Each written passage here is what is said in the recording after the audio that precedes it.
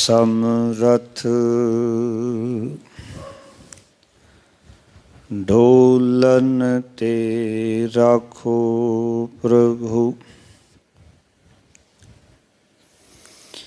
नानक दे कर हथ।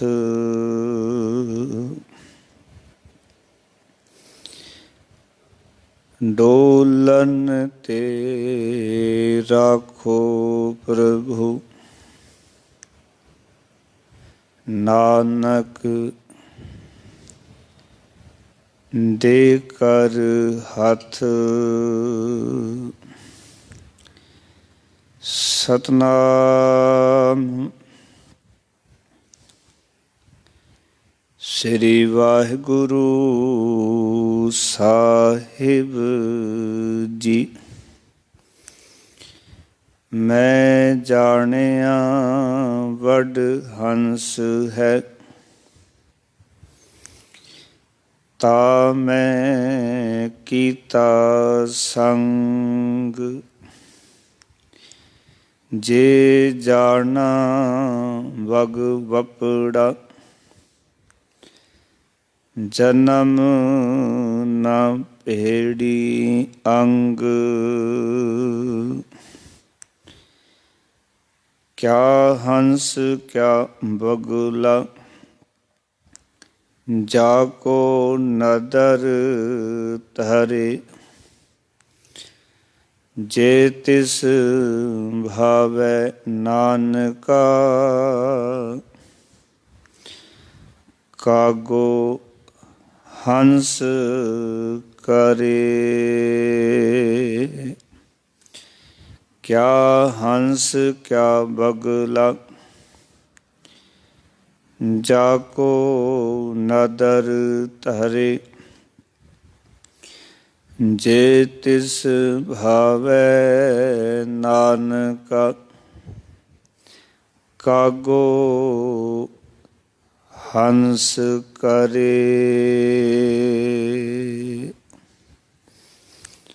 वाहिगुरु जी का खालसा, वाहिगुरु जी की फतेह।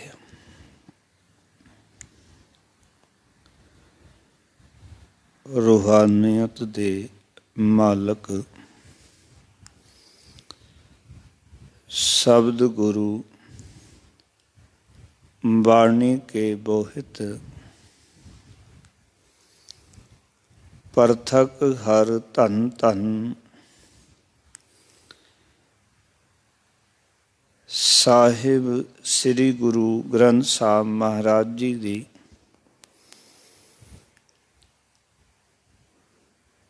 पावन पवित्र हजूरी दे विच सबायमान होए बैठे सतसंगी जनों ਅਤੇ ਦੇਸ਼ ਪਰਦੇਸ ਦੇ ਵਿੱਚ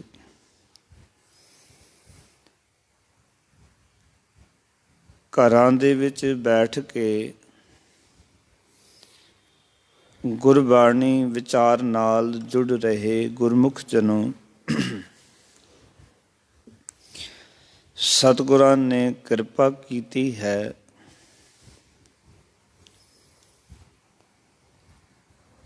ਤਰਸ ਕੀਤਾ ਹੈ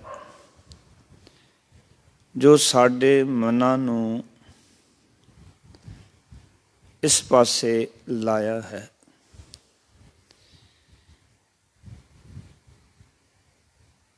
ਕਿਉਂਕਿ ਉਸ ਦੀ ਨਜ਼ਰ ਤੋਂ ਬਿਨਾਂ, ਉਸ ਦੀ ਕਿਰਪਾ ਤੋਂ ਬਿਨਾਂ ਇਸ ਪਾਸੇ ਲੱਗਿਆ ਨਹੀਂ ਜਾ ਸਕਦਾ। ਸੋ ਜਿਤਨੀਆਂ ਵੀ ਸੰਗਤਾਂ ਘਰਾਂ ਦੇ ਵਿੱਚ ਬੈਠ ਕੇ ਦੇਸ਼ ਵਿਦੇਸ਼ ਦੇ ਵਿੱਚ ਬੜੇ ਪਿਆਰ ਨਾਲ ਇਸ ਅਸਥਾਨ ਦੀ ਜੋ ਲੜੀਵਾਰ ਬਾਬਾ ਫਰੀਦ ਸਾਹਿਬ ਜੀ ਦੇ ਸਲੋਕਾਂ ਦੀ ਵਿਚਾਰ ਚੱਲ ਰਹੀ ਹੈ, ਉਸ ਨਾਲ ਜੁੜ ਕੇ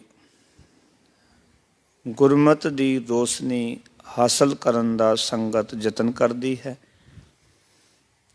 ਸੋ ਅੱਜ ਸ਼ਲੋਕ ਨੰਬਰ 123 ਸ਼ਲੋਕ ਨੰਬਰ 124 ਦਾ ਮੂਲ ਪਾਠ ਮੰਗਲਾਚਰਨ ਰੂਪ ਵਿੱਚ ਆਪ ਸੰਗਤਾਂ ਦੇ ਨਾਲ ਸਾਂਝਾ ਕੀਤਾ ਹੈ। ਆਓ ਇਸ ਵਿਚਾਰ ਨਾਲ ਜੁੜੀਏ ਅਤੇ ਵੱਧ ਤੋਂ ਵੱਧ ਇਹ ਪ੍ਰੋਗਰਾਮ ਦੂਜਾ ਨਾਲ ਸਾਂਝਾ ਕਰੀਏ। ਪਤਾ ਨਹੀਂ ਤੁਹਾਡੀ ਪ੍ਰੇਰਨਾ ਸਦਕਾ ਜੇ ਕਿਸੇ ਕੋਲ ਇਹ ਪ੍ਰੋਗਰਾਮ ਜਾਂਦਾ ਹੈ ਔਰ ਜੇ ਕਿਸੇ ਦੇ ਜੀਵਨ ਵਿੱਚ ਕੋਈ ਬਦਲਾਵ ਆ ਜਾਂਦਾ ਹੈ ਤੇ ਦਾਸ ਸਮਝਦਾ ਹੈ ਕਿ ਇਹ ਪਰਉਪਕਾਰ ਵੀ ਉਸ ਬੰਦੇ ਨੂੰ ਗੁਰੂ ਨਾਨਕ ਨੇ ਬਖਸ਼ਿਆ ਹੈ, ਕਿਉਂਕਿ ਗੁਰਸਿੱਖੀ ਦੇ ਅੰਦਰ ਦੀਵੇ ਦੇ ਨਾਲ ਦੀਵਾ ਜਗਿਆ ਹੈ। ਇੱਕ ਦੀਵਾ ਜਗਿਆ ਹੋਵੇ, ਹਜ਼ਾਰਾਂ ਬੁਝੇ ਹੋਏ ਦੀਵਿਆਂ ਨੂੰ ਉਹ ਜਗਾ ਸਕਦਾ ਹੈ। ਇਸ ਕਰਕੇ ਪਿਆਰ ਵਾਲਿਓ, ਗੁਰੂ ਕੇ ਗਿਆਨ ਨੂੰ ਵੱਧ ਤੋਂ ਵੱਧ ਸ਼ੇਅਰ ਕਰਿਆ ਕਰੋ ਤਾਂ ਕਿ ਹੋਰ ਲੋਕਾਂ ਤੱਕ ਵੀ ਇਹ ਵਿਚਾਰਧਾਰਾ ਪਹੁੰਚ ਸਕੇ। ਸੋ ਆਓ ਪਿਆਰ ਨਾਲ ਮਨੋਬਿਰਤੀਆਂ ਇਕਾਗਰ ਕਰੋ, ਦਾਸ ਨੂੰ ਅਸੀਸਾਂ ਬਖਸ਼ੋ। ਪਿਆਰ ਨਾਲ ਆਖੋ ਜੀ ਸਤਿਨਾਮ ਸ੍ਰੀ ਵਾਹਿਗੁਰੂ ਸਾਹਿਬ ਜੀ। ਫਿਰ ਕਰੋ ਕਿਰਪਾ ਸਤਿਨਾਮ ਸ੍ਰੀ ਵਾਹਿਗੁਰੂ ਜੀ। ਬਾਬਾ ਫਰੀਦ ਜੀ ਨੇ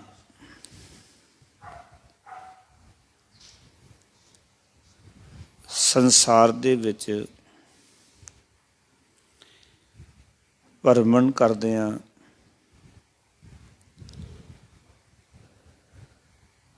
ਗੁਰਮਤਿ ਦੇ ਜੋ ਬਲਬਲੇ ਅਕਾਲ ਪੁਰਖ ਨੇ ਉਹਨਾਂ ਦੇ ਅੰਦਰ ਪ੍ਰਗਟ ਕੀਤੇ ਅਤੇ ਜੋ ਆਪਣੀ ਰੱਬੀ ਬਾਣੀ ਬਾਬਾ ਫਰੀਦ ਸਾਹਿਬ ਜੀ ਨੂੰ ਅਕਾਲ ਪੁਰਖ ਨੇ ਬਖਸ਼ਿਸ਼ ਕੀਤੀ, ਕਿਉਂਕਿ ਇਹ ਜਿਹੜੀ ਬਾਣੀ ਹੈ ਉਨ੍ਹਾਂ ਹੀ ਮਹਾਂਪੁਰਖਾਂ ਦੇ ਅੰਦਰ ਪ੍ਰਗਟ ਹੋਈ ਹੈ ਜਿਨ੍ਹਾਂ ਨੇ ਪਰਮੇਸ਼ਰ ਦੇ ਨਾਲ ਆਪਣਾ ਤਾਲਮੇਲ ਬਣਾਇਆ ਹੈ। ਔਰ ਜਿਤਨੇ ਵੀ ਇਹ ਬਾਣੀ ਦੇ ਬੋਲ ਨੇ, ਇਸ ਤਰ੍ਹਾਂ ਗੁਰੂ ਨਾਨਕ ਪਿਤਾ ਆਖਦੇ ਨੇ ਕਿ ਜੈਸੀ ਮੈਂ ਆਵੇ ਖਸਮ ਕੀ ਬਾਣੀ ਤੈਸੜਾ ਕਰੀ ਗਿਆਨ ਬੇ ਲਾਲੋ। ਜਿਸ ਤਰ੍ਹਾਂ ਖਸਮ ਦੀ ਬਾਣੀ ਪ੍ਰਗਟ ਹੁੰਦੀ ਹੈ, ਉਸ ਬਾਣੀ ਦੇ ਰਾਹੀਂ ਸਾਨੂੰ ਉਹ ਗਿਆਨ ਜਿਹੜਾ ਹੈ ਸਤਿਗੁਰ ਰੂਪ ਦੇ ਵਿੱਚ ਫਿਰ ਸਤਿਗੁਰ ਜੀ ਸਾਨੂੰ ਬਖਸ਼ਿਸ਼ ਕਰਦੇ ਹਨ। ਉਹੀ ਗਿਆਨ ਉਸ ਮਹਾਂਪੁਰਖਾਂ ਦੇ ਕੋਲੋਂ ਸਤਿਪੁਰਖਾਂ ਦੇ ਰਾਹੀਂ ਸਾਡੇ ਤੱਕ ਪਹੁੰਚਦਾ ਹੈ। ਸੋ ਬਾਬਾ ਫਰੀਦ ਜੀ ਨੇ ਇੱਕ ਵਿਚਾਰਧਾਰਾ ਸਾਡੇ ਸਮਕਸ਼ ਰੱਖੀ ਸੀ, ਉਸ ਨੂੰ ਅੱਗੇ ਗੁਰੂ ਸਾਹਿਬਾਨਾਂ ਨੇ ਖੋਲ੍ਹਿਆ। ਉਹਨਾਂ ਨੇ ਇਹ ਗੱਲ ਆਖੀ ਸੀ, ਬਾਬਾ ਫਰੀਦ ਜੀ ਨੇ ਆਪਣੇ ਸ਼ਬਦਾਂ ਦੇ ਰਾਹੀਂ, ਆਪਣੀ ਇਸ ਵਿਚਾਰਧਾਰਾ ਦੇ ਰਾਹੀਂ ਕਿ ਫਰੀਦਾ ਦਰਵੇਸੀ ਗਾਖੜੀ ਚੋਪੜੀ ਪ੍ਰੀਤ ਇਕਨ ਕਿਨੈ ਚਲਾਈਐ ਦਰਵੇਸਾ ਵੀ ਰੀਤ। ਫਿਰ ਉਹਨਾਂ ਨੇ ਕਿਹਾ ਸੀ, ਤਨ ਤਪੈ ਤਨੂਰ ਜੋ ਬਾਲਨ ਹੱਡ ਬਲਨ ਪੈਰੀ ਥੱਕਾਂ ਸਿਰ ਜੁਲਾਂ ਜੇ ਮੂੰਹ ਪਰੀ ਮਿਲਨ। ਆਓ ਆਖਿਆ ਮੈਂ ਕੋਈ ਵੀ ਕਠਿਨ ਤੋਂ ਕਠਿਨ ਤਪੱਸਿਆ, ਜਪ ਤਪ ਸਾਧਨਾ ਕਰਨ ਵਾਸਤੇ ਤਿਆਰ ਹਾਂ, ਜਿਸ ਤਰੀਕੇ ਦੇ ਨਾਲ ਮੈਨੂੰ ਮੇਰਾ ਪਤੀ, ਮੇਰਾ ਪਰਮੇਸ਼ਰ, ਮੇਰਾ ਖਸਮ ਮਿਲ ਜਾਏ। ਸੋ ਗੁਰੂ ਸਾਹਿਬਾਨ ਨੇ ਅੱਗੇ ਫਿਰ ਉਸ ਵਿਚਾਰਧਾਰਾ ਨੂੰ ਪਹਿਲਾਂ ਗੁਰੂ ਨਾਨਕ ਪਾਤਸ਼ਾਹ ਨੇ ਕਿਹਾ ਸੀ ਕਿ ਫਰੀਦ ਜੀ ਸਰੀਰ ਨੂੰ ਧੂਨਿਆਂ ਵਾਂਗ ਤਪਾਉਣ ਦੀ ਲੋੜ ਨਹੀਂ ਹੈ, ਔਰ ਹੱਡਾਂ ਨੂੰ ਬਾਲਣ ਦੀ ਥਾਂ ਬਾਲਣ ਦੀ ਲੋੜ ਨਹੀਂ ਹੈ। ਸਿਰ ਤੇ ਪੈਰਾਂ ਨੇ ਕੁਛ ਨਹੀਂ ਵਿਗਾੜਿਆ, ਪਾਓ ਕਿ ਸਿਰ ਵਾਲੇ ਪਾਸੇ ਹੋ ਕੇ ਚੱਲਣਾ, ਇਸ ਦੀ ਵੀ ਲੋੜ ਨਹੀਂ। ਉਸ ਵਾਸਤੇ ਜ਼ਰੂਰੀ ਹੈ ਕਿ ਆਪਣੇ ਅੰਦਰ ਪਰਮਾਤਮਾ ਨੂੰ ਵੇਖਿਆ ਜਾਏ, ਪਰਮਾਤਮਾ ਨੂੰ ਲੱਭਿਆ ਜਾਏ, ਕਿਉਂਕਿ ਅਸੀਂ ਪਰਮਾਤਮਾ ਨੂੰ ਬਾਹਰਲੀ ਕਿਰਿਆਵਾਂ ਵਿੱਚ ਲੱਭ ਰਹੇ ਹਾਂ। ਇਸ ਕਰਕੇ ਗੁਰੂ ਸਾਹਿਬ ਨੇ ਅੱਗੇ ਫਿਰ ਉਸ ਵਿਚਾਰਤਾ ਨੂੰ ਦੱਸਿਆ ਸੀ ਕਿ ਹੋਂ ਢੂੰਡਣ ਦੀ ਸੱਜਣਾ, ਸੱਜਣ ਮੈਂਡੇ ਨਾਲ, ਮੈਂ ਬਾਹਰ ਲੱਭਦੀ ਹਾਂ, ਪਰਮਾਤਮਾ ਮੇਰੇ ਨਾਲ ਹੈ। ਉਸ ਵਿਚਾਰਧਾਰਾ ਨੂੰ ਗੁਰੂ ਸਾਹਿਬ ਜੀ ਨੇ ਦੱਸਿਆ ਕਿ ਕਿਸ ਤਰੀਕੇ ਦੇ ਨਾਲ ਗੁਰੂ ਦੇ ਸਨਮੁਖ ਹੋ ਕੇ ਗੁਰਮੁਖ ਜਨਾਂ ਦੀ ਸੰਗਤ ਵਿੱਚੋਂ ਉਹ ਪਰਮਾਤਮਾ ਜਿਹੜਾ ਉਹ ਸਾਡੇ ਹਿਰਦੇ ਵਿੱਚ ਵਸਦਾ ਹੈ। ਗੁਰਮੁਖ ਜਨ ਸਾਨੂੰ ਪਰਮਾਤਮਾ ਨੂੰ ਵਿਖਾਲ ਦਿੰਦੇ ਨੇ, ਪੂਰਾ ਸਤਿਗੁਰ ਸਾਨੂੰ ਰੱਬ ਨੂੰ ਦਿਖਾ ਦਿੰਦਾ, ਰੱਬ ਦੇ ਦਰਸ਼ਨ ਕਰਾ ਦਿੰਦਾ ਹੈ। ਪਰ ਉਹ ਗੁਰਮੁਖ ਜਨ ਕੌਣ ਨੇ? ਕਈ ਵਾਰੀ ਕੀ ਹੁੰਦਾ ਹੈ ਕਿ ਉਹਨਾਂ ਗੁਰਮੁਖ ਜਨਾਂ ਨੂੰ ਦੇਖ ਕੇ ਮਨੁੱਖ ਆਮ ਉਹਨਾਂ ਦੀ ਨਕਲ ਕਰਦਾ, ਸਵਾਂਗ ਕਰਦਾ। ਉਸ ਬਾਰੇ ਦੱਸਿਆ ਸੀ, ਕੱਲ ਅਸੀਂ ਵਿਚਾਰਿਆ ਸੀ ਕਿ ਹੰਸਾਂ ਦੇਖ ਤਰੰਦਿਆਂ, ਬੱਗਾ ਆਇਆ ਚਾਓ, ਡੁੱਬ ਮੂਏ ਬਗ ਵਪੜੇ, ਸਿਰ ਤਲ ਉੱਪਰ ਪਾਓ। ਇਹ ਗੁਰਮੁਖ ਜਨਾਂ ਨੂੰ ਦੇਖ ਕੇ ਕਈ ਵਾਰੀ ਮਨੁੱਖ ਦੇ ਅੰਦਰ ਜਿਹੜਾ ਬੱਗੇ ਦਾ ਅਰਥ ਹੁੰਦਾ ਹੈ, ਜਿਹੜਾ ਕਿ ਮਾੜਾ ਮਨੁੱਖ ਹੈ, ਜਿਹੜਾ ਖੋਟਾ ਮਨੁੱਖ ਹੈ, ਉਸਦੇ ਅੰਦਰ ਵੀ ਚਾਉ ਪੈਦਾ ਹੋ ਜਾਂਦਾ ਹੈ। ਖੋਟੇ ਮਨੁੱਖ ਦੀ ਹਾਲਤ ਇਹ ਹੈ, ਬਗਲੇ ਵਰਗੀ ਹੈ ਕਿ ਉਹ ਪਾਣੀ 'ਚ ਡੁੱਬ ਜਾਂਦਾ ਹੈ, ਸਿਰ ਥੱਲੇ ਅਤੇ ਪੈਰ ਉੱਤੇ ਹੋ ਜਾਂਦੇ ਹਨ। ਇਸ ਕਰਕੇ ਸਿਰ ਥੱਲੇ ਅਤੇ ਪੈਰ ਉੱਤੇ ਕਰਨ ਦੀ ਲੋੜ ਨਹੀਂ ਬਾਬਾ ਫਰੀਦ ਜੀ, ਪਾਓ ਕਿ ਉਸ ਵਾਸਤੇ ਤਾਂ ਇਹ ਹੈ ਕਿ ਗੁਰੂ ਦੀ ਸੰਗਤ ਮਿਲੇ। ਪਰ ਹੁਣ ਗੁਰੂ ਦੀ ਸੰਗਤ ਜਿਹੜੀ ਹੈ ਉਹਦਾ ਨਿਰਣਾ ਕਿਵੇਂ ਕਰੀਏ, ਗੁਰਮੁਖ ਜਨਾਂ ਦਾ ਨਿਰਣਾ ਕਿਵੇਂ ਕਰੀਏ? ਕਿਉਂਕਿ ਕਈ ਵਾਰੀ ਅਸੀਂ ਸੰਸਾਰ ਦੇ ਵਿੱਚ, ਅੱਜ ਦੀ ਗੱਲ ਬੜੀ ਸਮਝਣ ਵਾਲੀ ਔਰ ਵਿਚਾਰਨ ਵਾਲੀ ਹੈ, ਕਈ ਵਾਰੀ ਅਸੀਂ ਬਾਹਰੋਂ ਲਿਬਾਸ ਨੂੰ ਵੇਖ ਕੇ ਸਮਝਦੇ ਹਾਂ ਇਹ ਗੁਰਮੁਖ ਹੈ, ਗੁਰਸਿੱਖ ਹੈ, ਬੜੀ ਉੱਚੀ ਅਵਸਥਾ ਦਾ ਮਾਲਕ ਹੈ, ਬੜਾ ਵੱਡਾ ਗਿਆਨੀ ਹੈ, ਧਿਆਨੀ ਹੈ, ਫਿਲੋਸਫਰ ਹੈ। ਪਿਆਰ ਵਾਲਿਓ, ਸੱਚ ਜਾਣਨਾ ਜ਼ਰੂਰੀ ਨਹੀਂ ਹੈ ਕਿ ਕੋਈ ਬਾਹਰ ਦਾ ਧਾਰਮਿਕ ਭੇਖ ਪਾਇਆ ਹੋਵੇ ਤੇ ਉਹ ਧਾਰਮਿਕ ਹੋਵੇ। ਹੋ ਸਕਦਾ ਹੈ ਧਾਰਮਿਕ ਲਿਬਾਸ ਦੇ ਅੰਦਰ ਜ਼ਰੂਰੀ ਨਹੀਂ ਕਿ ਸਾਰੇ ਸੰਤ ਹੋਣ, ਗੁਰਮੁਖ ਹੋਣ, ਰੱਬ ਦੇ ਪਿਆਰੇ ਹੋਣ, ਭਗਤ ਹੋਣ। ਬਹੁਤੇ ਐਸੇ ਵੀ ਨੇ ਜਿਹੜੇ ਕਿ ਬਗਲਾ ਬਿਰਤੀ ਦੇ ਮਾਲਕ ਹੀ ਨੇ। ਇਸ ਕਰਕੇ ਅੱਜ ਉਸ ਵਿਚਾਰਧਾਰਾ ਨੂੰ ਫਿਰ ਸਾਡੇ ਸਮਕਸ਼ ਰੱਖਿਆ। ਆਖਣ ਲੱਗੇ, ਮੈਂ ਜਾਣਿਆ ਵੱਡ ਹੰਸ ਹੈ, ਧੰਨ ਗੁਰੂ ਅਮਰਦਾਸ ਪਿਤਾ ਮਹਾਰਾਜ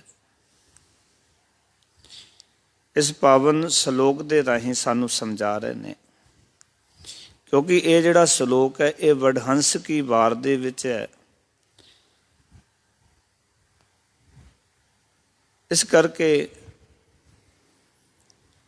ਇਸ ਦੇ ਰਾਹੀਂ ਗੁਰੂ ਸਾਹਿਬ ਜੀ ਸਾਨੂੰ ਅੱਜ ਇੱਕ ਗੱਲ ਸਮਝਾ ਰਹੇ ਨੇ ਕਿ ਕਈ ਵਾਰੀ ਮਨੁੱਖ ਦਾ ਬਾਹਰ ਦਾ ਪਹਿਨਾਵਾ ਵੇਖ ਕੇ, ਧਾਰਮਿਕ ਲਿਬਾਸ ਵੇਖ ਕੇ ਕਈ ਵਾਰੀ ਮਨੁੱਖ ਸਮਝਦਾ ਵੀ ਇਹ ਧਾਰਮਿਕ ਹੈ, ਇਹ ਗੁਰਮੁਖ ਹੈ, ਤੇ ਕਈ ਵਾਰੀ ਉਸ ਦੀ ਸੰਗਤ ਕਰਨੀ ਸ਼ੁਰੂ ਕਰ ਦਿੰਦਾ ਹੈ।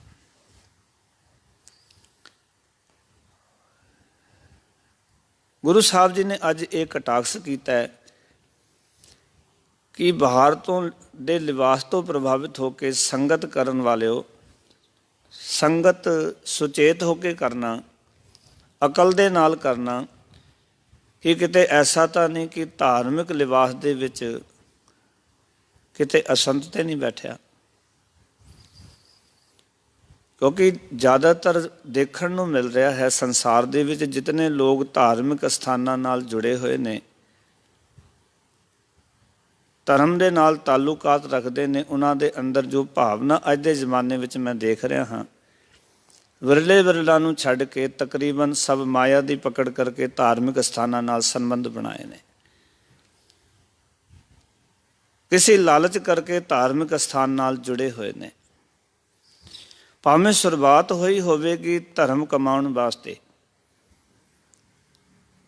ਪਰ ਮਾਇਆ ਦੇ ਪ੍ਰਭਾਵ ਨੇ ਉਹਨਾਂ ਨੂੰ ਅੰਦਰੋਂ ਇਤਨਾ ਖਾਲੀ ਕਰ ਦਿੱਤਾ, ਥੋਤਾ ਕਰ ਦਿੱਤਾ ਕਿ ਉਹ ਅੰਦਰੋਂ ਕੇਵਲ ਉਹਨਾਂ ਦੇ ਅੰਦਰ ਮਾਇਆ ਦੀ ਜਿਹੜੀ ਪਕੜ ਹੈ ਉਹੀ ਕੰਮ ਕਰਦੀ ਹੈ। ਮਾਇਆ ਨੇ ਉਹਨਾਂ ਦੀ ਇਤਨੀ ਮੱਤ ਮਾਰ ਦਿੱਤੀ ਹੈ ਕਿ ਜਿਸ ਦਾ ਜੋ ਬਣਦਾ ਹੱਕ ਹੈ ਉਹ ਵੀ ਮਾਰ ਜਾਂਦੇ ਨੇ, ਨਹੀਂ ਦਿੰਦੇ।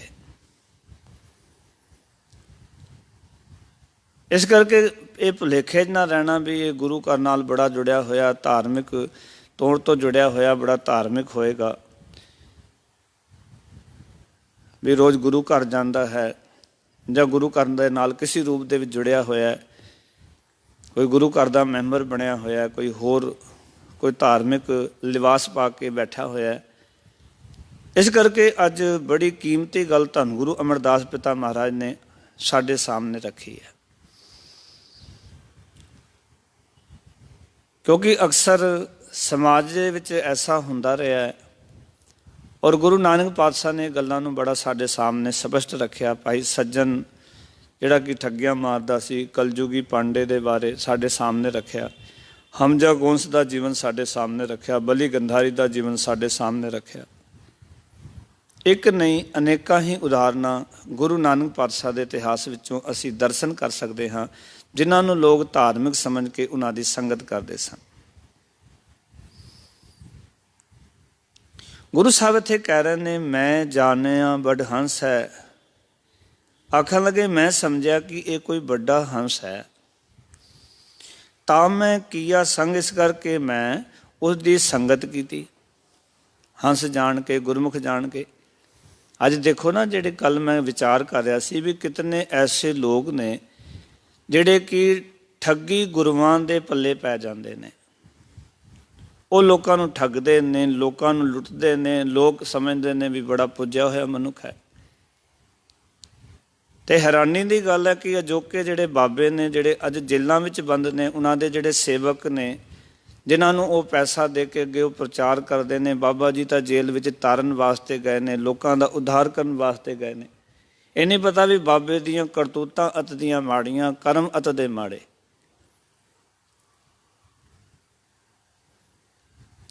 ਤੇ ਉਹਨਾਂ ਦੀ ਲੋਕਾਂ ਨੇ ਸੰਗਤ ਕੀਤੀ, ਇਹ ਜਾਣ ਕੇ ਬੜਾ ਹੰਸ ਹੈ ਬਈ, ਬੜਾ ਗੁਰਮੁਖ ਹੈ, ਬੜਾ ਵੱਡਾ ਡੇਰਾ ਹੈ, ਬੜੇ ਪੈਸੇ ਦਾ ਮਾਲਕ ਹੈ, ਵੱਡਾ ਸੰਤ ਹੈ। ਕਿਉਂਕਿ ਅੱਜ ਦੀ ਜਿਹੜੀ ਕਸਵੱਟੀ ਹੈ ਉਹ ਮਾਨਵਤਾ ਦੇ ਵਿੱਚ ਇਹ ਬਣ ਚੁੱਕੀ ਹੈ ਕਿ ਜਿਹਦਾ ਡੇਰਾ ਵੱਡਾ, ਜਿਹਦੇ ਕੋਲ ਗੱਡੀਆਂ ਵੱਧ, ਜਿਹਦੇ ਕੋਲ ਚੇਲੇ ਵੱਧ, ਉਹ ਵੱਡਾ ਸੰਤ ਹੈ। ਔਰ ਪਿਆਰ ਵਾਲੇ ਸੱਚ ਜਾਣਨਾ, ਸੰਤ ਦੀ ਨਿਸ਼ਾਨੀ ਇਹ ਨਹੀਂ ਹੈ।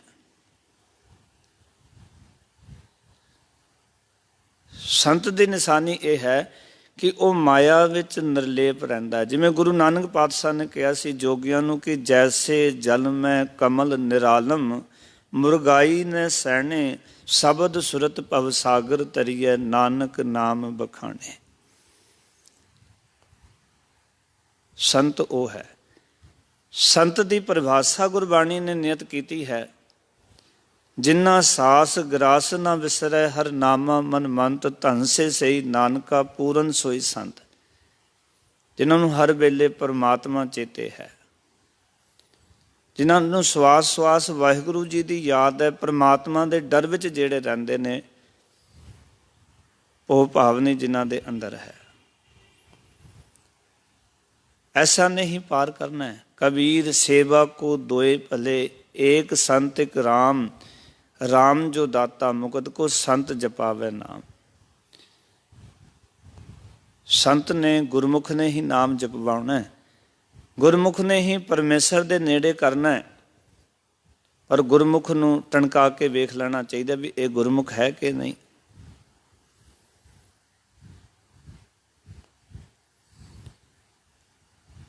ਪ੍ਰੀਖਿਆ ਲੋਕ ਲੈਂਦੇ ਵੀ ਨੇ, ਕਰਨੀ ਵੀ ਚਾਹੀਦੀ ਹੈ,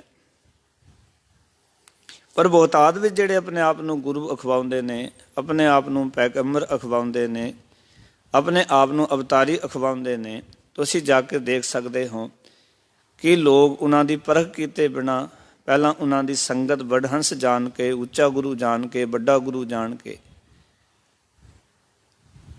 ਬੜਾ ਧਰਮੀ ਜਾਣ ਕੇ ਸੰਗਤ ਕਰਦੇ ਨੇ। ਔਰ ਉਹਨਾਂ ਦੀ ਕਰਤੂਤਾਂ ਜਗ ਜ਼ਾਹਰ ਹੋਣ ਤੋਂ ਬਾਅਦ ਵੀ ਲੋਕ ਫਿਰ ਵੀ ਵਿਸ਼ਵਾਸ ਕਰਦੇ ਨੇ। ਇਹ ਹੈਰਾਨੀ ਦੀ ਗੱਲ, ਇਹਨੂੰ ਕਹਿੰਦੇ ਨੇ ਅੰਧ ਵਿਸ਼ਵਾਸ।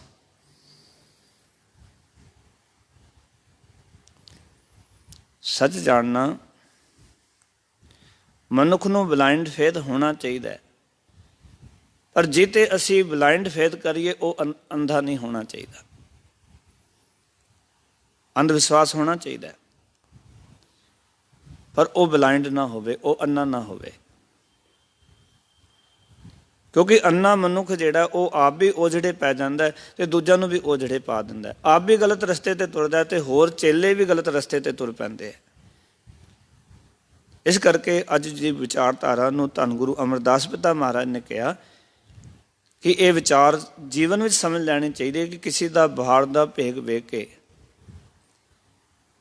ਕਿਉਂਕਿ ਤੁਸੀਂ ਵੇਖੋ ਬਗਲੇ ਦੇ ਔਰ ਹੰਸ ਦੇ ਖੰਭ ਇੱਕੋ ਜਿਹੇ ਨੇ। ਗੁਰੂ ਸਾਹਿਬ ਨੇ ਤਾਂ ਹੀ ਕਿਹਾ ਸੀ ਕਿ ਬੱਗਾ ਬੱਗੇ ਕੱਪੜੇ ਤੀਰਥ ਮੰਝ ਵਸਨ।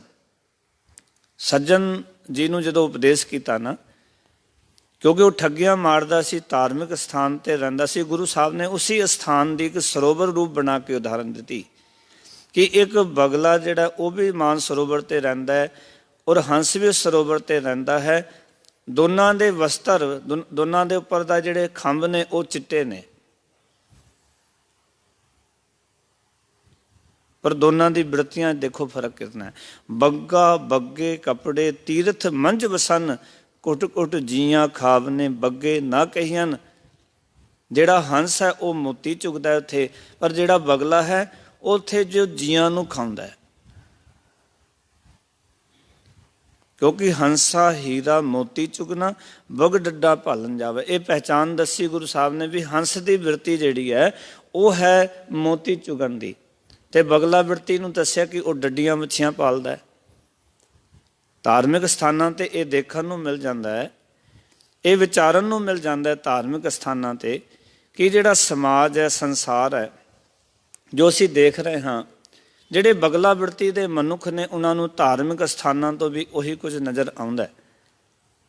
ਉਹਨਾਂ ਦੇ ਅੰਦਰ ਧਰਮ ਕਰਮ ਨਹੀਂ ਹੈ, ਉਹਨਾਂ ਦੇ ਜੀਵਨ ਦੇ ਅੰਦਰ ਉਹ ਗੱਲਬਾਤ ਨਹੀਂ ਹੈ। ਇਸ ਕਰਕੇ ਗੁਰੂ ਸਾਹਿਬ ਜੀ ਸਾਨੂੰ ਸਮਝਾਉਂਦੇ ਨੇ ਕਿ ਇਹ ਪਹਿਚਾਣ ਹੈ ਕਿ ਜਿਹੜਾ ਹੰਸ ਹੈ ਉਸਨੇ ਮੋਤੀ ਹੀ ਚੁਗਣਾ। ਜਿਹੜਾ ਗੁਰੂ ਘਰ ਆਵੇਗਾ, ਜਿਹੜਾ ਕਿ ਨਾਮ ਦਾ ਪਾਂਦੀ ਹੋਏਗਾ, ਉਹਨੇ ਕੇਵਲ ਇੱਥੇ ਨਾਮ ਹੀ ਨਾਲ ਸਾਂਝ ਬਣਾਉਣੀ ਹੈ। ਪਰ ਜਿਹੜਾ ਬਗਲਾ ਬਿਰਤੀ ਹੈ ਉਹ ਬਾਹਰ ਦੀ ਕਿਰਿਆਵਾਂ ਵੱਲ ਉਹਦਾ ਧਿਆਨ ਹੁੰਦਾ ਹੈ, ਗੁਰਮਤਿ ਵੱਲ ਕੋਈ ਧਿਆਨ ਨਹੀਂ, ਕਥਾ ਕੀਰਤਨ ਵੱਲ ਕੋਈ ਧਿਆਨ ਨਹੀਂ, ਸਤਸੰਗ ਵਾਲੇ ਪਾਸੇ ਕੋਈ ਧਿਆਨ ਨਹੀਂ। ਉਹਨੂੰ ਬਾਹਰ ਦੀਆਂ ਕਿਰਿਆਵਾਂ ਹੀ ਸਭ ਕੁਝ ਜਾਪਦੀਆਂ ਹਨ।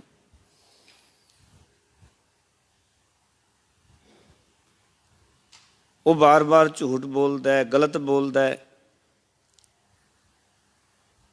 ਕਿਉਂਕਿ ਉਸਨੂੰ ਉਹ ਗਲਤ ਬੋਲਣ ਦੀ ਆਦਤ ਬਣ ਗਈ ਹੈ। ਉਹ ਡੱਡੀਆਂ ਮੱਛੀਆਂ ਖਾਣ ਦੀ ਆਦਤ ਬਣ ਚੁੱਕੀ ਹੈ। ਇਸ ਕਰਕੇ ਪਿਆਰ ਵਾਲਿਓ, ਹੰਸ ਦਾ ਕੰਮ ਤਾਂ ਮੋਤੀ ਚੁਗਣਾ ਹੈ। ਔਰ ਗੁਰੂ ਸਾਹਿਬ ਕਹਿੰਦੇ ਨੇ ਗੁਰ ਸਾਗਰ ਰਤਨੀ ਭਰਪੂਰੇ। ਗੁਰੂ ਦਾ ਸਾਗਰ ਰਤਨਾਂ ਨਾਲ ਭਰਿਆ ਹੋਇਆ। ਜਿਹੜਾ ਕੋਈ ਗੁਰਦੁਆਰੇ ਆਵੇ ਤੇ ਇੱਥੇ ਗੁਰੂ ਕੋਲੋਂ ਕੋਈ ਨਵੀਂ ਸਿੱਖਿਆ ਲੈ ਕੇ ਜਾਏ, ਨਵਾਂ ਗਿਆਨ ਲੈ ਕੇ ਜਾਏ, ਕੋਈ ਨਵਾਂ ਮੋਤੀ ਲੈ ਕੇ ਜਾਏ। ਪਰ ਬਹੁਤਿਆਂ ਦੀ ਆਦਤ ਮੈਂ ਦੇਖਦਾ ਹਾਂ, ਮਾਫ ਕਰਨਾ, ਕਿ ਉਹ ਦੇਖਦੇ ਨੇ ਇੱਥੇ ਮਿੱਟੀ ਘੱਟਾ ਹੈ, ਇੱਥੇ ਫਲਾਣੀ ਚੀਜ਼ ਲੱਗੀ ਹੈ, ਇੱਥੇ ਇਹ ਹੋਇਆ, ਭਾਵੇਂ ਨਾ ਹੋਵੇ ਝੂਠ ਬੋਲੀ ਜਾਣਗੇ। ਕਈ ਵਾਰੀ ਤਾਂ ਐਸੇ ਵੀ ਦੇਖੇ ਮੈਂ,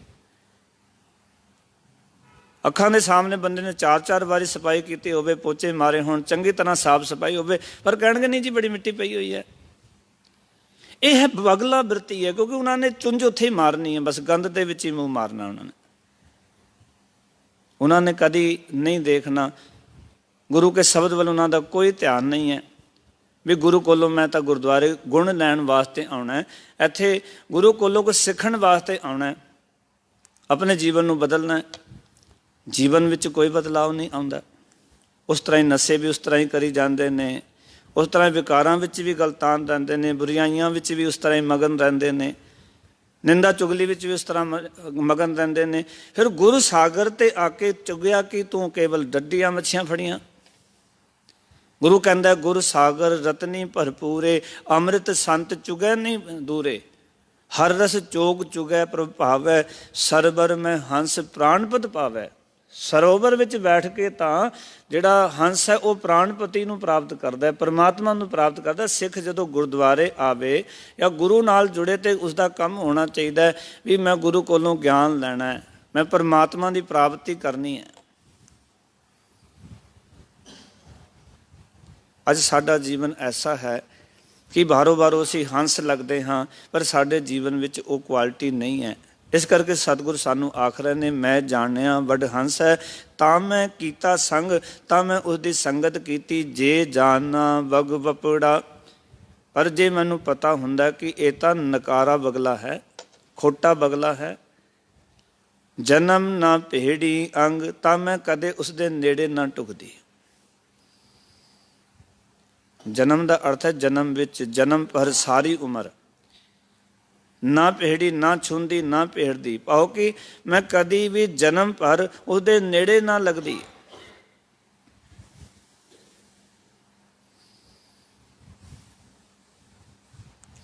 ਇਸ ਕਰਕੇ ਗੁਰੂ ਸਾਹਿਬ ਜੀ ਇੱਥੇ ਸ਼ਲੋਕ ਦੇ ਰਾਹੀਂ ਇਹ ਵਿਚਾਰਧਾਰਾ ਸਮਝਾ ਰਹੇ ਹਨ ਕਿ ਧੂਨੀਆਂ ਨੂੰ ਹੀ ਪ੍ਰਭੂ ਮਿਲਾਪ ਦਾ ਵਸੀਲਾ ਜਾਣਨ ਵਾਲੇ ਤਾਂ ਇਹ ਉਦਮ ਇਉਂ ਹੈ ਜਿਵੇਂ ਕੋਈ ਬਗਲਾ ਹੰਸ ਦੀ ਰੀਸ ਕਰਨ ਲੱਗ ਪਏ। ਇਹਦਾ ਸਿੱਟਾ ਇਹ ਨਿਕਲਦਾ ਹੈ ਕਿ ਇੱਕ ਤਾਂ ਉਹ ਵਿਅਰਥ ਦੁੱਖ ਸਹਿਰਦਾ ਹੈ ਅਤੇ ਦੂਜਾ ਇਹ ਪਾਜ ਉਗੜ ਜਾਂਦਾ ਹੈ, ਕੋਈ ਇਸ ਦੀ ਰੀਝਾਂ ਨਹੀਂ ਹਨ। ਆਓ ਕਿ ਐਸੇ ਬੰਦੇ ਤੇ ਕੋਈ ਰੀਝਦਾ ਨਹੀਂ, ਪ੍ਰਸੰਨ ਨਹੀਂ ਹੁੰਦਾ ਬਗਲਾ ਬਿਰਤੀ ਵਾਲੇ ਤੇ। ਉਸ ਨੂੰ ਗੁਰੂ ਸਾਹਿਬ ਨੇ ਤਾਂ ਹੀ ਕਿਹਾ ਕਿ ਕਹਾਂ ਭਇਓ ਜੋ ਦੋ ਲੋਚਨ ਮੂੰਦ ਕੈ, ਬੈਠ ਰਿਓ ਬਗ ਧਿਆਨ ਲਗਾਇਓ। ਸਤਿਗੁਰੂ ਸਾਨੂੰ ਵਿਚਾਰਧਾਰਾ ਬਖਸ਼ਦੇ ਨੇ, ਕੀ ਹੋਇਆ ਦੋਵੇਂ ਅੱਖਾਂ ਬੰਦ ਕਰਕੇ ਤੂੰ ਬੈਠ ਕੇ। ਕਹਾਂ ਭਇਓ ਜੋ ਦੋ ਲੋਚਨ ਮੂੰਦ ਕੈ, ਦੋ ਅੱਖਾਂ ਬੰਦ ਕਰ ਲਈਆਂ, ਗੁਰਦੁਆਰੇ ਆ ਕੇ, ਮੰਦਰਾਂ ਵਿੱਚ ਜਾ ਕੇ, ਧਾਰਮਿਕ ਸਥਾਨਾਂ 'ਤੇ ਬੈਠ ਕੇ। ਕਈ ਵਾਰੀ ਬੰਦਾ ਘਰ ਦੇ ਵਿੱਚ ਵੀ ਬੈਠ ਕੇ ਆਪਣੇ ਬੱਚਿਆਂ ਨੂੰ ਧੋਖਾ ਦੇਈ ਜਾਂਦਾ ਹੈ। ਘਰ ਦੇ ਸਮਝਦੇ ਨੇ ਬੜਾ ਭਗਤ ਹੈ ਵੀ ਅੱਖਾਂ ਬੰਦ ਕਰਕੇ ਬੰਦਗੀ 'ਚ ਬਹਿੰਦਾ ਹੈ, ਅੰਦਰ ਖੋਟ ਹੀ ਕਮਾਈ ਜਾ ਰਿਹਾ ਹੈ, ਬੁਰਾਈਆਂ ਹੀ ਕਮਾਈ ਜਾ ਰਿਹਾ ਹੈ। ਸਾਹਿਬ ਕਹਿੰਦੇ ਫਿਰ ਕੀ ਹੋਇਆ? ਕਹਾਂ ਭਇਓ ਜੋ ਦੋ ਲੋਚਨ ਮੂੰਦ ਕੈ, ਬੈਠ ਰਿਓ ਬਗ ਧਿਆਨ ਲਗਾਇਓ। ਨਹਾਤ ਫਿਰਿਓ ਲੀਏ ਸਾਤ ਸਮੁੰਦਰਨ, ਲੋਕ ਗਇਓ ਪਰ ਲੋਕ ਗਵਾਇਓ। ਵਾਸ ਕਿਓ ਵਿਖਿਆਨ ਸੋ ਬੈਠ ਕੈ, ਐਸੇ ਹੀ ਐਸੇ ਸੋ ਵੈਸ ਬਿਤਾਇਓ। ਮਰ ਕਹਿੰਦੇ ਇਸ ਤਰ੍ਹਾਂ ਸਾਰੀ ਉਮਰ ਬਤੀਤ ਕਰ ਲਈ। ਸਾਹਿਬ ਫਿਰ ਸਾਨੂੰ ਇੱਕ ਤਰੀਕਾ ਸਮਝਾਉਂਦੇ ਨੇ, ਸਾਚ ਕਹੂੰ ਸੁਨ ਲੇਹੋ ਸਭੈ, ਜਿਨ ਪ੍ਰੇਮ ਕੀਓ ਤਿਨ ਹੀ ਪ੍ਰਭ ਪਾਇਓ। ਪ੍ਰੇਮ ਕਰਨਾ ਸਿਖਾਉਂਦੇ ਹਨ। ਜਿਨ੍ਹਾਂ ਨੂੰ ਇਹ ਗੱਲ ਸਮਝ ਵਿੱਚ ਆ ਗਈ ਨਾ ਵੀ ਪ੍ਰੇਮ ਤੋਂ ਮਿਲਦਾ ਹੈ, ਜਿਨ੍ਹਾਂ ਨੂੰ ਇਹ ਸਮਝ ਵਿੱਚ ਆ ਗਈ ਕਿ ਅਕਾਲ ਪੁਰਖ ਵਾਹਿਗੁਰੂ ਦੀ ਨਜ਼ਰ ਹੋ ਜਾਏ ਤਾਂ ਖੇਡ ਬਣਦੀ ਹੈ। ਇਸ ਕਰਕੇ ਗੁਰੂ ਸਾਹਿਬ ਜੀ ਨੇ ਅਗਲੀ ਵਿਚਾਰ ਜੋ ਸਾਡੇ ਸਮਕਸ਼ ਰੱਖੀ। ਗੁਰੂ ਨਾਨਕ ਪਾਤਸ਼ਾਹ ਜੀ ਦਾ ਇਹ ਸ਼ਲੋਕ ਹੈ, ਕਿਆ ਹੰਸ ਕਿਆ ਬਗਲਾ ਜਾ ਕੋ ਨਦਰ ਧਰੇ।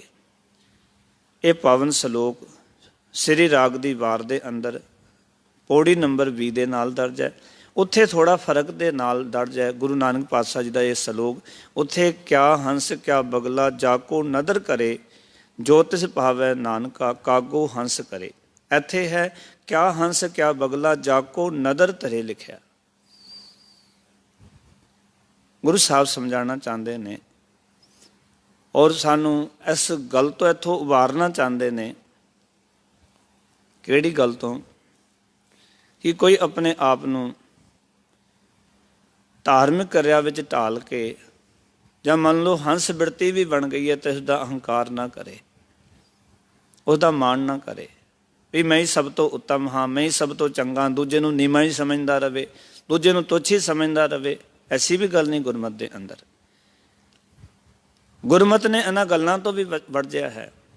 ਜੇ ਗੁਰੂ ਸਾਹਿਬ ਕਹਿੰਦੇ ਨੇ ਜੋ ਸਤਿਗੁਰੂ ਸਰਨ ਸੰਗਤ ਨਹੀਂ ਆਏ, ਤਿੰਨ ਤ੍ਰਿਗ ਜੀਵੇ ਤ੍ਰਿਗ ਜੀਵਾਸ, ਜਿਨ ਹਰਜਨ ਸਤਿਗੁਰ ਸੰਗਤ ਪਾਈ, ਤਿੰਨ ਧੁਰ ਮਸਤਕ ਲਿਖਿਆ ਲਿਖਾ। ਜੋ ਸੰਗਤ ਵਿੱਚ ਨਹੀਂ ਆਏ ਉਹਨਾਂ ਦਾ ਜੀਵਨ ਤਰਕਾਰ ਹੈ। ਹੁਣ ਜੋ ਜੀਵੇ ਨੇ ਉਹ ਵੀ ਤਰਕਾਰ, ਜੋ ਜੀ ਰਹੇ ਨੇ ਉਹ ਵੀ ਤਰਕਾਰ। ਜਿਹੜੇ ਸੰਗਤ ਵਿੱਚ ਆ ਗਏ ਨੇ ਉਹਨਾਂ ਨੂੰ ਵੀ ਗੁਰੂ ਨੇ ਕਿਹਾ ਕਿ ਧੁਰ ਤੋਂ ਤੇਰੇ ਸਤਸੰਗ ਲਿਖਿਆ ਹੋਇਆ ਸੀ। ਕਿਤੇ ਉਸ ਹੰਸ ਬਿਰਤੀ ਵਾਲੇ ਨੂੰ, ਸਤਸੰਗੀ ਨੂੰ, ਰੱਬ ਦੇ ਪਿਆਰੇ ਨੂੰ ਕਿਤੇ ਅਹੰਕਾਰ ਹੀ ਨਾ ਆ ਜਾਏ ਵੀ ਮੈਂ ਚੰਗਾ ਤੇ ਬਾਕੀ ਤਾਂ ਸਾਰੇ ਮਾੜੇ ਖੋਟੇ ਨੇ। ਇਸ ਗੱਲ ਨੂੰ ਸਾਨੂੰ ਸਮਝਾਉਣਾ ਚਾਹੁੰਦੇ ਸਤਿਗੁਰੂ। ਇੱਕ ਹੋਰ ਦਾਸ ਬੇਨਤੀ ਕਰੇ ਕਿ ਕਈ ਵਾਰੀ ਅੱਜ ਦਾ ਜੋ ਸਮਾਜ ਹੈ, ਸੰਸਾਰ ਹੈ, ਉਸ ਨੂੰ ਜਦੋਂ ਅਸੀਂ ਧਿਆਨ ਨਾਲ ਤੱਕਦੇ ਹਾਂ ਤਾਂ ਜਦੋਂ ਬੰਦਾ ਥੋੜ੍ਹਾ ਧਾਰਮਿਕ ਕਿਰਿਆ ਵਾਲੇ ਪਾਸੇ ਚੱਲਦਾ ਹੈ, ਪਿਆਰ ਵਾਲੇ ਸੱਚ ਜਾਣਨਾ, ਉਸ ਵੇਲੇ ਇਸ ਦਾ ਜਿਹੜਾ ਜੀਵਨ ਹੈ ਉਹ ਇਸ ਤਰ੍ਹਾਂ ਦਾ ਬਣ ਜਾਂਦਾ, ਇਹ ਆਪਣੇ ਆਪ ਨੂੰ ਹੀ ਸਮਝਦਾ ਵੀ ਮੇਰੇ ਵਰਗਾ ਕੋਈ ਨਹੀਂ,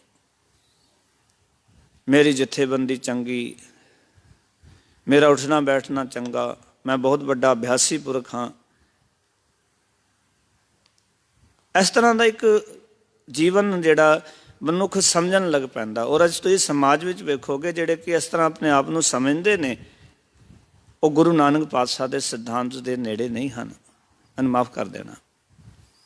ਜੇ ਗੁਰੂ ਨਾਨਕ ਪਾਤਸ਼ਾਹ ਵੀ ਇਹ ਸੋਚਦੇ ਕਿ ਮੈਂ ਸੰਤ ਹਾਂ, ਮੈਂ ਸਾਧ ਹਾਂ, ਮੈਨੂੰ ਰੱਬ ਨੇ ਭੇਜਿਆ, ਤੇ ਗੁਰੂ ਸਾਹਿਬ ਨੂੰ ਕੀ ਲੋੜ ਸੀ ਸੱਜਣ ਠੱਗ ਕੋਲ ਜਾਣ ਦੀ, ਬਲੀ ਗੰਧਾਰੀ ਕੋਲ ਜਾਣ ਦੀ, ਹਮਜਾ ਗੋਂਸ ਕੋਲ ਜਾਣ ਦੀ, ਕਲਯੁਗੀ ਪਾਂਡੇ ਕੋਲ ਜਾਣ ਦੀ, ਕਲਕੱਤੇ ਦੇ ਵਿੱਚ ਜਾਦੂਗਰਨੀਆਂ ਦੇ ਕੋਲ ਜਾਣ ਦੀ?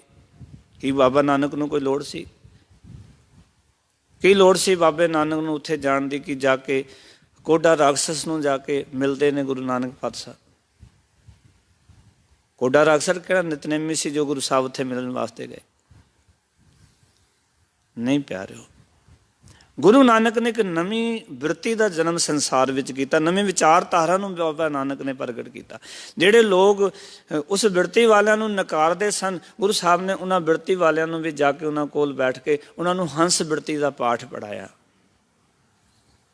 ਇਹ ਗੱਲ ਬੜੀ ਸਮਝਣ ਵਾਲੀ ਹੈ। ਅੱਜ ਅਸੀਂ ਥੋੜ੍ਹੇ ਧਰਮ ਦੇ ਰਸਤੇ 'ਤੇ ਤੁਰਦੇ ਹਾਂ ਅਤੇ ਅਸੀਂ ਕਹਿੰਦੇ ਇਹ ਸ਼ਰਾਬੀ ਹੈ, ਇਹਦੇ ਕੋਲ ਅਸੀਂ ਨਹੀਂ ਜਾਣਾ, ਇਹ ਤਾਂ ਜੀ ਗਾਲਾਂ ਕੱਢਦਾ, ਇਸਦੇ ਕੋਲ ਅਸੀਂ ਨਹੀਂ ਜਾਣਾ, ਇਹ ਤਾਂ ਜੀ ਬੜਾ ਮਾੜਾ ਬੰਦਾ, ਇਸਦੇ ਕੋਲ ਅਸੀਂ ਨਹੀਂ ਜਾਣਾ। ਨਹੀਂ ਭਾਈ, ਜੇ ਤੁਹਾਡੇ ਕੋਲ ਧਰਮ ਦੀ ਕੋਈ ਕਿਰਿਆ ਹੈ, ਤੁਸੀਂ ਆਪਣੇ ਆਪ ਨੂੰ ਧਰਮ ਦੇ ਮਾਰਗ 'ਤੇ ਤੁਰਨ ਵਾਲਾ ਸਮਝਦੇ ਹੋ, ਤਾਂ ਫਿਰ ਜ਼ਰੂਰੀ ਹੋ ਜਾਂਦਾ ਹੈ ਕਿ ਗੁਰੂ ਨਾਨਕ ਵਾਲਾ ਪਾਠ ਸਾਨੂੰ ਪੜ੍ਹਨਾ ਚਾਹੀਦਾ ਹੈ ਔਰ ਗੁਰੂ ਨਾਨਕ ਵਾਲੇ ਸਿਧਾਂਤ ਨੂੰ ਕਮਾਉਣਾ ਚਾਹੀਦਾ ਹੈ। ਗੁਰੂ ਨਾਨਕ ਪਾਤਸ਼ਾਹ ਨੇ ਕਮਾ ਕੇ ਵਿਖਾਇਆ। ਅੱਜ ਤਾਂ ਸਾਡੇ ਪੰਥ ਵਿੱਚ ਐਸਾ ਚੱਲ ਰਿਹਾ, ਮੈਨੂੰ ਗੁਸਤਾਖੀ ਮਾਫ਼, ਕਿ ਇੱਕ ਬੰਦਾ ਵੀ ਦੂਜੇ ਬੰਦੇ ਦੀ ਬਣੀ ਦੇਗ ਨਹੀਂ ਖਾਂਦਾ। ਕਈ ਜਥੇਬੰਦੀਆਂ ਸਾਡੇ ਵਿੱਚ ਐਸੀਆਂ ਪਨਪ ਰਹੀਆਂ ਨੇ ਜਿਹੜਾ ਦੂਜੇ ਦਾ ਬਣਿਆ ਪ੍ਰਸਾਦ ਲੰਗਰ ਉਹ ਨਹੀਂ ਛਕਦੀਆਂ। ਉਹ ਸਮਝਦੇ ਵੀ ਸਾਡੇ ਵਰਗਾ ਉੱਤਮ ਪ੍ਰਸਾਦ ਕੋਈ ਨਹੀਂ ਬਣਾਉਂਦਾ, ਸਾਡਾ ਬੜਾ ਜਪ ਤਪ, ਅਸੀਂ ਬੜੀ ਬਾਣੀ ਪੜ੍ਹ ਕੇ ਪ੍ਰਸਾਦ ਬਣਾਉਂਦੇ ਹਾਂ, ਅਸੀਂ ਸੁਚਮਤਾ ਬੜੀ ਰੱਖਦੇ ਹਾਂ। ਉਹ ਗੁਰਸਿੱਖੋ, ਇਸ ਸੁਚਮਤਾ ਦਾ ਕੀ ਕਰਨਾ ਹੈ? ਇਸ ਨੂੰ ਤੇ ਕਬੀਰ ਸਾਹਿਬ ਨੇ ਕਿਹਾ ਕਿ ਅੰਤਰ ਮੈਲ ਜੇ ਤੀਰਥ ਨਾਮ ਹੈ, ਤਿਸ ਵੈਕੁੰਠ ਨਾ ਜਾਣਾ, ਲੋਕ ਪਤੀਨੇ ਕਛੂ ਨਾ ਹੋਵੇ, ਨਾ ਹੀ ਰਾਮ ਆਨਾ, ਪੂਜੋ ਰਾਮ ਏਕ ਹੀ ਦੇਵਾ, ਸਾਚਾ ਨਾਮਨ ਗੁਰ ਕੀ ਸੇਵਾ, ਜਲ ਕੈ ਮੱਜਨ ਜੇਗਤ ਹੋਵੇ, ਨਿਤ ਨਿਤ ਮੈਂਡੁਕ ਨਾਮੈ, ਜੈਸੇ ਮੈਂਡੁਕ ਤੈਸੇ ਓਏ ਨਰ, ਫਿਰ ਫਿਰ ਜੋਨੀ ਆਵੈ, ਮਨੋ ਕਠੋਰ ਮਰੈ ਬਨਾਰਸ, ਨਰਕ ਨਾ ਬਾਚਿਆ ਜਾਈ, ਹਰ ਕਾ ਸੰਤ ਮਰੈ ਹੜੰਬੈ, ਤਾਂ ਸਗਲੀ ਸੈਨ ਤਰਾਈ। ਹਰੀ ਦਾ ਸੰਤ ਹੋਏਗਾ ਭਾਵੇਂ ਉਹ ਤੁਨਮਵੇ ਦੀ ਧਰਤੀ 'ਤੇ, ਮਗਰ ਦੀ ਧਰਤੀ 'ਤੇ ਜਾ ਕੇ ਪ੍ਰਾਣ ਤਿਆਗ ਦੇਵੇ, ਉਹ ਆਪ ਵੀ ਤਰਦਾ ਅਤੇ ਹੋਰਾਂ ਨੂੰ ਵੀ ਤਾਲ ਲੈਂਦਾ ਹੈ। ਐਸੇ ਸੰਤ ਬਣਾਏ ਗੁਰੂ ਨਾਨਕ ਨੇ ਸਾਨੂੰ, ਪਾਖੰਡੀ ਨਹੀਂ ਬਣਾਇਆ। ਅੱਜ ਗੁਰਦੁਆਰਿਆਂ ਵਿੱਚ ਮੈਂ ਕਈ ਵਾਰੀ ਦੇਖਦਾ ਹਾਂ ਕਿ ਉਹ ਦੂਜੇ ਦੀ ਬਣੀ ਹੋਈ ਦੇਗ ਨਹੀਂ ਖਾਂਦੇ। ਪੁੱਛਦੇ ਨੇ ਕਿ ਲੰਗਰ ਕਿਸ ਨੇ ਬਣਾਇਆ? ਸਾਡੇ ਜੱਥੇ ਨੇ ਬਣਾਇਆ ਕਿ ਨਹੀਂ ਬਣਾਇਆ? ਜੇ ਸਾਡੇ ਜੱਥੇ ਨੇ ਬਣਾਇਆ ਫਿਰ ਤਾਂ ਲੰਗਰ ਛਕਾਂਗੇ, ਜੇ ਸਾਡੇ ਜੱਥੇ ਨੇ ਦੇਗ ਬਣਾਈ ਹੈ ਫਿਰ ਛਕਾਂਗੇ, ਜੇ ਕਿਸੇ ਹੋਰ ਨੇ ਬਣਾਈ ਹੈ ਫਿਰ ਨਾ ਦੇਗ ਛਕਾਂਗੇ ਨਾ ਲੰਗਰ ਛਕਾਂਗੇ। ਔਰ ਇੱਕ ਗੁਰਮੁਖ ਪਿਆਰਾ ਨੇ 10-12 ਸਾਲ ਪਹਿਲੀ ਗੱਲ ਹੈ, ਮੈਨੂੰ ਕਹਿ ਦਿੱਤਾ ਕਿ ਬਾਬਾ ਜੀ ਸਾਡਾ ਸਾਰਾ ਲੰਗਰ ਸਰਬ ਲੋਹ 'ਚ ਬਣਦਾ ਹੈ। ਮੈਂ ਉਸ ਗੁਰਮੁਖ ਪਿਆਰੇ ਨੂੰ ਇੱਕ ਗੱਲ ਆਖੀ, ਠੀਕ ਹੈ ਬਾਹਰੀ ਸੁਚਮਤਾ ਸਾਰੀ ਕਰ ਲਈ। ਮੈਂ ਇੱਕ ਗੱਲ ਪੁੱਛੀ, ਦੇਗ 'ਚ ਆਟਾ ਜਿਹੜਾ ਪਾਉਂਦੇ ਹੋ ਉਹ ਕਿੱਥੋਂ ਆਉਂਦਾ ਹੈ? ਕਹਿੰਦੇ ਚੱਕੀ ਤੋਂ। ਕਣਕ ਦਾ ਪਤਾ ਤੁਹਾਨੂੰ ਕਿੱਦਾਂ ਦੀ ਸੀ? ਕਹਿੰਦੇ ਨਹੀਂ। ਮਗਰ ਜਿਹੜਾ ਘਿਓ ਦੇਗ 'ਚ ਪਾਉਂਦੇ ਹੋ ਕਿੱਥੋਂ ਆਉਂਦਾ ਹੈ? ਕਹਿੰਦੇ ਦੁਕਾਨ ਤੋਂ। ਪਤਾ ਹੈ ਕਿ ਉਹ ਘਿਓ ਕਿੱਦਾਂ ਦਾ ਹੈ, ਕਿਹੜੇ ਪਸ਼ੂਆਂ ਦੀਆਂ ਹੱਡੀਆਂ ਦਾ ਬਣਿਆ ਹੋਇਆ, ਕਿਹੜੀ ਥਾਂ 'ਤੇ ਬਣਿਆ, ਉਹਦੇ ਵਿੱਚ ਰਿਫਾਈਨਡ ਹੈ ਕੀ ਹੈ ਤੁਹਾਨੂੰ ਪਤਾ? ਜਿਹੜੀ ਚੀਨੀ ਬਣਦੀ ਹੈ ਤੁਹਾਨੂੰ ਪਤਾ ਚੀਨੀ ਕਿੱਦਾਂ ਬਣਦੀ ਹੈ? ਚੀਨੀ ਕਿੱਥੋਂ ਆਉਂਦੀ ਉਹ ਵੀ ਦੁਕਾਨ 'ਤੇ ਆਉਂਦੀ ਹੈ। ਉਹ ਕਹਿੰਦਾ ਚੀਨੀ ਦਾ ਤਾਂ ਪਤਾ ਨਹੀਂ ਕਿੱਦਾਂ ਬਣਦੀ। ਮੈਂ ਕਈ ਵਾਰੀ ਗੰਨਾ ਲੈ ਕੇ ਆਪ ਫੈਕਟਰੀ ਜਾਂਦਾ ਰਿਹਾ, ਮਿਲ ਵਿੱਚ ਜਾਂਦਾ ਰਿਹਾ। ਉੱਥੇ ਜੇ ਕਿਤੇ ਤੁਸੀਂ ਦੇਖ ਲਓ ਨਾ ਜਿੱਥੇ ਖੰਡ ਬਣਦੀ ਹੈ ਅਤੇ ਖੰਡ ਕੋਈ ਨਾ ਖਾਵੇ, ਕਿਉਂਕਿ ਉਹਨਾਂ ਲੋਕਾਂ ਦੀ ਹਾਲਤ ਪਿਆਰ ਵਾਲੇ, ਉਹ ਮੈਨੂੰ ਮਾਫ਼ ਕਰਦੇ ਨਾ, ਜਦੋਂ ਖੰਡ ਦੇ ਵਿੱਚ ਉਹ ਪੈਰ ਵਿੱਚ ਲਤਾੜਦੇ ਨੇ, ਖੰਡ ਦੇ ਵਿੱਚੋਂ ਹਵਾ ਜਦੋਂ ਨਿਕਾਲਣੀ ਹੁੰਦੀ ਹੈ ਨਾ, ਉਹਨੂੰ ਜੋ ਸੁਕਾਉਣਾ ਹੁੰਦਾ ਹੈ ਤੇ ਲੋਕ ਹੱਥਾਂ ਨਾਲ ਉਹਦੇ ਵਿੱਚ ਨਹੀਂ ਕਰਦੇ, ਉਹ ਪੈਰਾਂ ਨਾਲ ਉਹਦੇ ਵਿੱਚੋਂ ਵਾਈ ਟਾਈਪ ਕਰਦੇ ਨੇ ਤਾਂ ਕਿ ਖੰਡ ਸੁੱਕ ਜਾਏ। ਫਿਰ ਕਈ ਤਾਂ ਮੈਂ ਇੱਥੇ ਤੱਕ ਵੇਖੇ ਨੇ ਕਿ ਉਹ ਥੁੱਕ ਵੀ ਵਿੱਚ ਹੀ ਸਿੱਟੀ ਜਾਂਦੇ ਆ। ਬਹੁਤ ਸਾਰੀਆਂ ਚੀਜ਼ਾਂ ਅਸੀਂ ਖਾ ਨਹੀਂ ਸਕਦੇ। ਜੇ ਸੁਚਮਤਾ ਦੀ ਗੱਲ ਕਰੀਏ ਨਾ, ਫਿਰ ਤਾਂ ਸਾਰਾ ਕੁਝ ਸਾਨੂੰ ਆਪਣਾ ਹੀ ਬਣਾਉਣਾ ਪਵੇਗਾ। ਸਾਰੀ ਚੀਜ਼ਾਂ ਦੀ ਫੈਕਟਰੀਆਂ ਆਪਣੀਆਂ, ਸਾਰੀ ਚੀਜ਼ਾਂ ਦੀ ਉਪਜ ਆਪਣੀ, ਸਾਰੇ ਤੌਰ ਤਰੀਕੇ ਆਪਣੇ ਕਰਨੇ ਪੈਣਗੇ। ਉਸਨੇ ਮੈਨੂੰ ਕਿਹਾ ਸੀ ਤੇ ਬੜੀ ਸੁਚਮਤਾ, ਸਾਡੇ ਜੱਥੇ ਦੀ ਸੁਚਮਤਾ ਦਾ ਤੁਸੀਂ ਦੇਖੋ ਹੈਰਾਨ ਹੋ ਜਾਓਗੇ। ਅਸੀਂ ਸਰਬ ਲੋਏ ਨੂੰ ਵਰਤਦੇ ਨੇ, ਅਸੀਂ ਇਹ ਕਰਦੇ ਹਾਂ। ਅਸੀਂ ਲੜੀਵਾਰ ਗੁਰੂ ਗ੍ਰੰਥ ਸਾਹਿਬ 'ਤੇ ਜਿਹੜਾ ਹੈ ਉਹ ਪ੍ਰਕਾਸ਼ ਕਰਕੇ ਆਪਣਾ ਸਮਾਗਮ ਕਰਦੇ ਹਾਂ। ਬਾਕੀ ਗੱਲ ਠੀਕ ਹੈ, ਚੰਗੀ ਗੱਲ ਹੈ ਵੀ ਲੜੀਵਾਰ ਤੋਂ ਕਰਦੇ ਹੋ। ਬਾਕੀ ਪਛੇਤ ਦੇ ਵਿੱਚ ਕੋਈ ਬਾਣੀ ਨਹੀਂ ਹੈ। ਲੜੀਵਾਰ ਬਾਕੀ ਪਛੇਤ ਦੇ ਵਿੱਚ ਫਰਕ ਦੱਸੋ ਮੈਨੂੰ। ਫਿਰ ਸਰਬ ਲੋਹੇ ਦੇ ਬਾਟੇ ਵਿੱਚ ਬਣ ਗਿਆ, ਪਾ ਕੇ ਰੱਖ ਦਿੱਤਾ ਗਿਆ। ਭੋਗ ਵੀ ਜਦੋਂ ਸਰਬ ਲੋਹੇ ਦੀ ਕਿਰਪਾਨ ਤੋਂ ਲਾ ਦਿੱਤਾ, ਪਰ ਜਿਸ ਢਿੱਡ ਵਿੱਚ ਜਾਂਦਾ ਹੈ ਉਹ ਜਦੋਂ ਗਲੇ ਤੋਂ ਥੱਲੇ ਜਾਂਦਾ ਹੈ, ਫਿਰ ਉੱਥੇ ਕਿਹੜਾ ਸਰਬ ਲੋਹੇ ਦਾ ਬਾਟਾ ਰੱਖਿਆ ਹੋਇਆ, ਉੱਥੇ ਕਿਹੜੀ ਸੁਚਮਤਾ ਵਰਤਦੇ ਹੋ? ਉਸਨੇ ਜਾ ਕੇ ਕੀ ਬਣਨਾ ਤੁਹਾਨੂੰ ਪਤਾ ਹੈ। ਬਾਕੀ ਕਿਤੇ ਜੀਵਨ ਦੇ ਵਿੱਚ ਕਿਤੇ ਗੁਰੂ ਨਾਨਕ ਦਾ ਢੰਗ ਅਪਣਾ ਲੈਂਦੇ। ਅਸੀਂ ਇਸ ਕਰਕੇ ਹੀ ਅੱਜ ਪਿੱਛੇ ਹਾਂ ਕਿਉਂਕਿ ਸਾਡੇ ਵਿੱਚ ਇਸ ਤਰ੍ਹਾਂ ਦਾ ਸਿਸਟਮ ਬਣ ਚੁੱਕਿਆ ਹੈ। ਅਸੀਂ ਅਸਲ ਗੁਰਮਤ ਦੀ ਵਿਚਾਰਧਾਰਾ ਨੂੰ ਸਮਝਣ ਦਾ ਕਦੇ ਪਿਆਰੋ ਯਤਨ ਨਹੀਂ ਕਰਦੇ। ਜੋ ਗੁਰਮਤ ਹੈ, ਗੁਰੂ ਸਾਹਿਬ ਦੀ ਵਿਚਾਰਧਾਰਾ ਹੈ, ਅਸੀਂ ਜੇ ਕੋਈ ਮਾੜਾ ਇਨਸਾਨ ਹੈ, ਅਸੀਂ ਕੋਈ ਖੋਟਾ ਬੰਦਾ ਹੈ, ਕੋਈ ਨਿਕੰਮਾ ਬੰਦਾ ਹੈ, ਕੋਈ ਨਕਾਰਾ ਬੰਦਾ ਹੈ, ਅਸੀਂ ਕਹਿੰਦੇ ਇਸ ਤੋਂ ਸਾਡਾ ਕੀ ਮਤਲਬ ਹੈ। ਗੁਰੂ ਸਾਹਿਬ ਇੱਥੇ ਗੱਲ ਸਮਝਾ ਰਹੇ ਨੇ, ਕਿਆ ਹੰਸ ਕਿਆ ਬਗਲਾ ਜਾ ਕੋ ਨਦਰ ਧਰੇ। ਕੀ ਹੰਸ ਤੇ ਕੀ ਬਗਲਾ, ਜਿਸ ਦੇ ਉੱਤੇ ਅਕਾਲ ਪੁਰਖ ਵਾਹਿਗੁਰੂ ਆਪਣੀ ਨਦਰ ਧਰੇ, ਨਦਰ ਕਰ ਦਿੰਦਾ ਹੈ। ਜੇ ਤਿਸ ਭਾਵੈ ਨਾਨਕਾ ਕਾਗੋ ਹੰਸ ਕਰੇ, ਤੇ ਸਾਹਿਬ ਆਖਦੇ ਨੇ, ਕਹਿੰਦੇ ਪਰਮਾਤਮਾ ਜੀ ਕਿਰਪਾ ਕਰ ਦੇਵੇ। ਇੱਥੇ ਸਮਝਾਉਣਾ ਇਹ ਚਾਹੁੰਦੇ ਨੇ, ਭਾਵੇਂ ਹੋਵੇ ਹੰਸ ਭਾਵੇਂ ਹੋਵੇ ਬਗਲਾ, ਜਿਸ ਉੱਤੇ ਪ੍ਰਭੂ ਦੀ ਨਜ਼ਰ ਹੋ ਜਾਂਦੀ ਹੈ, ਪਰਮਾਤਮਾ ਦੀ ਕਿਰਪਾ ਹੋ ਜਾਂਦੀ, ਉਸਨੂੰ ਆਪਣਾ ਬਣਾ ਲੈਂਦਾ। ਸੋ ਕਿਸੇ ਤੋਂ ਨਫ਼ਰਤ ਕਿਉਂ ਕਰਦਾ ਹੈ? ਆਪਣੇ ਜੀਵਨ ਵਿੱਚੋਂ ਨਫ਼ਰਤ ਕੱਢ, ਕਿਉਂਕਿ ਜਦ ਤੱਕ ਨਫ਼ਰਤ ਹੈ, ਜਬ ਤਾਰੈ ਕੋ ਵੈਰੀ ਮੀਤ ਤਬ ਲਗ ਨਿਹਚਲ ਨਾਹੀ ਚੀਤ, ਜਬ ਲਗ ਮੋਹ ਮਗਨ ਤਨ ਮਾਹੇ। ਜਦ ਤੱਕ ਇਹ ਮਗਨ ਹੈ ਨਾ ਮੋਹ ਦੇ ਵਿੱਚ, ਮਾਇਆ ਦੇ, ਤਾਂ ਉਦੋਂ ਤੱਕ ਭਟਕਦਾ ਰਹਿੰਦਾ ਹੈ। ਇਸ ਕਰਕੇ ਮਹਾਰਾਜ ਕਹਿੰਦੇ ਕਿਸੇ ਨਾਲ ਨਫ਼ਰਤ ਨਾ ਕਰ। ਜੇ ਤਿਸ ਭਾਵੈ ਨਾਨਕਾ ਕਾਗੋ ਹੰਸ ਕਰੇ। ਜੇ ਪਰਮਾਤਮਾ ਨੂੰ ਚੰਗੇ ਲੱਗੇ ਤਾਂ ਬਗਲਾ ਤਾਂ ਕਿਤੇ ਰਿਹਾ, ਉਹ ਤਾਂ ਕਾਂ ਨੂੰ ਵੀ ਹੰਸ ਬਣਾ ਦਿੰਦਾ ਹੈ। ਬਗਲਾ ਤਾਂ ਫਿਰ ਜੋ ਕਹਿੰਦੇ ਹੰਸ ਵਰਗਾ ਹੀ ਲੱਗਦਾ ਹੈ ਨਾ, ਪਰ ਕਾਂ ਤਾਂ ਕਾਲਾ ਹੈ ਨਾ। ਕਾਂ ਦੇ ਤਾਂ ਪੰਖ ਵੀ ਕਾਲੇ ਨੇ ਨਾ, ਹੰਸ ਦੇ ਤਾਂ ਫਿਰ ਜੋ ਬਗਲੇ ਦੇ ਤਾਂ ਫਿਰ ਚਿੱਟੇ ਨੇ, ਦੂਰੋਂ ਦੇਖ ਕੇ ਪਹਿਚਾਣ ਵੀ ਨਹੀਂ ਪੈਂਦੀ ਬਗਲੇ ਤੇ ਹੰਸ ਦੀ। ਤੇ ਪਰ ਪਰਮਾਤਮਾ ਕਾਲੇ ਖੰਭਾਂ ਵਾਲੇ ਜਿਹੜੇ ਕਾਂ ਹੈ, ਉਸ ਕਾਲੇ ਖੰਭਾਂ ਵਾਲੇ ਕਾਂ ਨੂੰ ਵੀ ਜੇ ਕਿਰਪਾ ਕਰੇ, ਪਰਮਾਤਮਾ ਬਖਸ਼ਿਸ਼ ਕਰੇ, ਤਾਂ ਉਹਨੂੰ ਹੰਸ ਬਣਾ ਦਿੰਦਾ ਹੈ। ਇਹਦਾ ਅਰਥ ਇਹ ਹੈ ਕਿ ਪਰਮਾਤਮਾ ਜਦੋਂ ਕਿਰਪਾ ਕਰਦਾ ਹੈ ਭਾਈ, ਪਰਮਾਤਮਾ ਨੂੰ ਜੇ ਚੰਗਾ ਲੱਗੇ ਤਾਂ ਉਹ ਬੜੇ ਵਿਕਾਰੀ ਨੂੰ ਵੀ ਸੁਧਾਰ ਲੈਂਦਾ ਹੈ।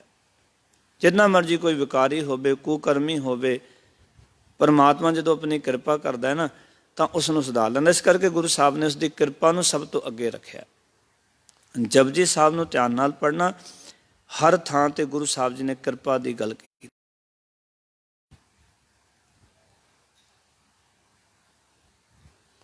ਤੁਸੀਂ ਦੇਖੋ, ਅੰਮ੍ਰਿਤ ਵੇਲਾ ਸਚ ਨਾਉ ਵਡਿਆਈ ਵਿਚਾਰ, ਕਰਮੀ ਆਵੈ ਕਪੜਾ ਨਦਰੀ ਮੋਖ ਦੁਆਰ। ਫਿਰ ਮਹਾਰਾਜ ਕਿਰਪਾ ਦੀ ਗੱਲ ਕਰਦੇ ਨੇ, ਜੇ ਜੁਗ ਚਾਰੇ ਆਰਜਾ ਹੋਰ ਦਸੁਣੀ ਹੋਏ, ਨਵਾਂ ਖੰਡਾਂ ਵਿੱਚ ਜਾਣੀਐ ਨਾਲ ਚਲੈ ਸਭ ਕੋਏ, ਚੰਗਾ ਨਾਉ ਰਖਾਇ ਕੈ ਜਸ ਕੀਰਤ ਜਗਲੇ, ਜੇ ਤਿਸ ਨਦਰ ਨਾ ਆਵੇ ਤਾਂ ਬਾਤ ਨਾ ਪੁੱਛੈ, ਕਿ ਜੇ ਉਸਦੀ ਕਿਰਪਾ ਨਹੀਂ ਤੇ ਕਿਸੇ ਨੇ ਤੇਰੀ ਗੱਲ ਨਹੀਂ ਪੁੱਛਣੀ। ਇਸ ਕਰਕੇ ਮਹਾਰਾਜ ਕਹਿੰਦੇ, ਜਿਨ ਕੋ ਨਦਰ ਕਰਮ ਤਿਨਕਾਰ, ਨਾਨਕ ਨਦਰੀ ਨਦਰ ਨਿਹਾਲ। ਜਿਨ੍ਹਾਂ ਦੇ ਤੇ ਉਹ ਆਪਣੀ ਨਦਰ ਕਰ ਦਿੰਦਾ ਹੈ।